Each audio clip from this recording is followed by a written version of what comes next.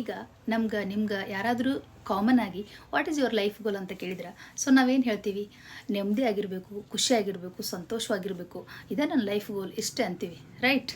So ಈ ಥರ ನಾವು ನೆಮ್ಮದಿಯಾಗಿರಬೇಕು, ಖುಷಿಯಾಗಿರಬೇಕು, ಇವು ಎರಡೂ ಒಂದೇನಾ ಅಥವಾ ಬೇರೆ ಬೇರೆನಾ? ಅದ್ರದ್ದು ಏನರ್ಥ ನೋಡ್ಕೊಂಡು ತಿಳಿಯೋಣ ಬರ್ರಿ. ಫಸ್ಟ್ ನಾನು ಸಂತೋಷದ ಬಗ್ಗೆ ಹೇಳ್ತೀನಿ, ಅಂದರೆ ಹ್ಯಾಪಿಯಾಗಿರೋದು ಅಂತಾರಲ್ಲ ಅದು.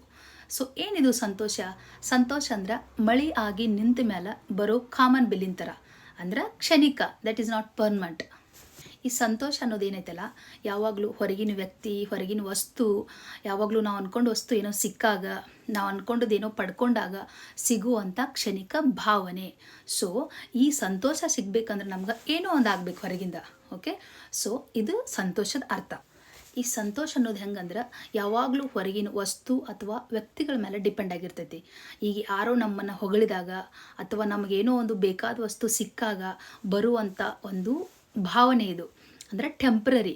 ಇದು ಹೆಂಗಂದ್ರೆ ಒಂದು ಅಲೆಯ ಜೋರಾಗಿ ಅಲೆಗಳು ಹೆಂಗೆ ಬಂದು ಅಪ್ಪಳಿಸ್ತಾವಲ್ಲ, ಎಷ್ಟು ಜೋರಾಗಿ ಬಂದು ಅಪ್ಪಳಿಸ್ತಾವ ಅಷ್ಟೇ ಜೋರಾಗಿ ಹೋಗಿಬಿಡ್ತಾವಲ್ಲ. ಸೊ ಆ ಥರ ಕ್ಷಣಿಕ ಅನ್ನೋದು ಸಂತೋಷ. ಸೊ ನಾವು ಸಂತೋಷ ಪಡೋಕೆ ಯಾವಾಗಲೂ ಏನೋ ಒಂದು ಹೊರಗಿನ ಕಾರಣ ಬೇಕಾಗ್ತೈತಿ ನಮ್ಗೆ, ಇಲ್ಲಾಂದ್ರೆ ನಮ್ಗೆ ಸಂತೋಷ ಆಗೋದಿಲ್ಲ. ಇದು ಸಂತೋಷದ ಬಗ್ಗೆ ಆಯಿತು. ಇನ್ನು ನೆಮ್ಮದಿ.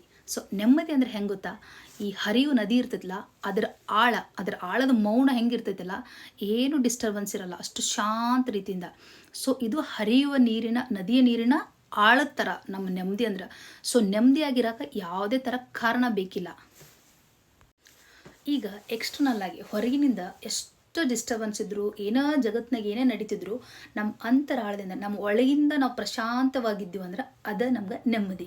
ಅಂದ್ರೆ ಹೊರಗಿನ ಯಾವುದೇ ರೀತಿ ಏನೋ ಹೆಚ್ಚು ಕಡಿಮೆ ಆದ್ರೂ ನಮ್ಮ ಇನ್ನರ್ ಪೀಸನ್ನು ಹಾಳು ಮಾಡೋದಿಲ್ಲ ಅಂತಾರಲ್ಲ, ಅದು ನೆಮ್ಮದಿ. ಆ್ಯಂಡ್ ಏನು ಗೊತ್ತಾ, ಈ ಸಂತೋಷ ಇರ್ತೈತಲ್ಲ, ಸಂತೋಷನ ಎಲ್ಲರಿಗೂ ತೋರಿಸ್ಬೋದು. ಆದ್ರೆ ಈ ನೆಮ್ಮದಿ ಏನಿರ್ತೈತಲ್ಲ, ನೆಮ್ಮದಿಯನ್ನು ಯಾರಿಗೂ ತೋರ್ಸೋಕ್ಕಾಗೋದಿಲ್ಲ, ಬರೀ ಅನುಭವಿಸೋಕೆ ಮಾತ್ರ ಸಾಧ್ಯ. Thank you.